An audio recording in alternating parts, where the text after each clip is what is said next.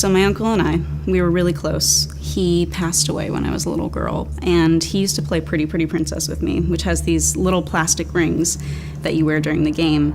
And I loved this one ring, and when he passed away, I put it in his casket with him. And, I did it during the funeral. Everyone saw it in there. And one day, a few weeks after the funeral, I woke up one morning and the ring that I'd put in his casket showed up on my nightstand. No one had removed it from the casket. No one knew how it got there, but it was the exact same ring. And I was little and I didn't think anything of it, but my mom swears up and down that it is the spookiest thing that's ever happened to her. I went hiking one time with myself and two friends out west, and we drove about 2 hours to an off the beaten track kind of location.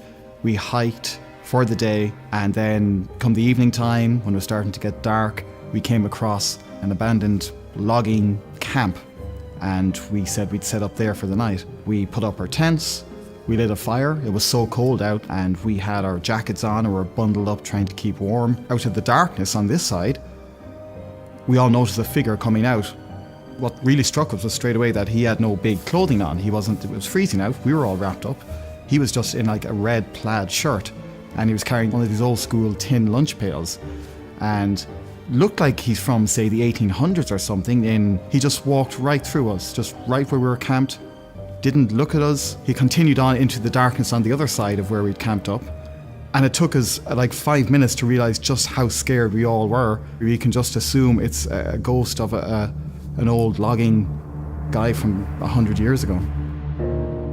So I moved to the East Village a couple years ago. Everything seemed okay moving in at first, and then little things started to happen that just felt off. The first thing I noticed was knocking on my door, and I assumed it was my sister, so I'd walk over to the door and open it, and no one was there. That was something I always told myself, it's just the pipes, it's an old building, blame it on that. One day after work, I walked home and smelled a gas leak coming out of the apartment, and I didn't realize it was coming from my apartment until I got to the front door. It was reeking. And I opened the door and ran over to the burners, which were all on in the same exact angle. And all the doors and windows were shut in the apartment, which I did not leave them that way. So it was very spooky, and I still live there. Growing up, me and my sister, we shared a bedroom. One night in the middle of the night, I woke up, and in between our bed was this guy in a pinstripe suit standing there with a fedora and a briefcase. And I was like, obviously assuming that I'm having a dream or a nightmare. And he wouldn't turn or anything. He never looked. I never saw his face. I never looked at him, but he would just stare right out the window.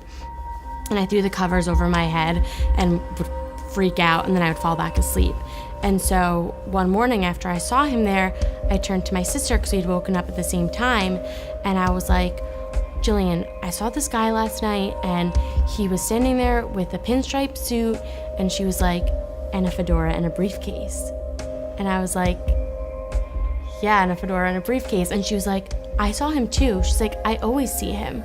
And I was like, wait, I was like, me too. Right now I can close my eyes and I can see it so perfectly, and I sound like I'm making up the biggest lie in the world, but it's the weirdest thing. I don't know. Me and my sister still talk about it to this day.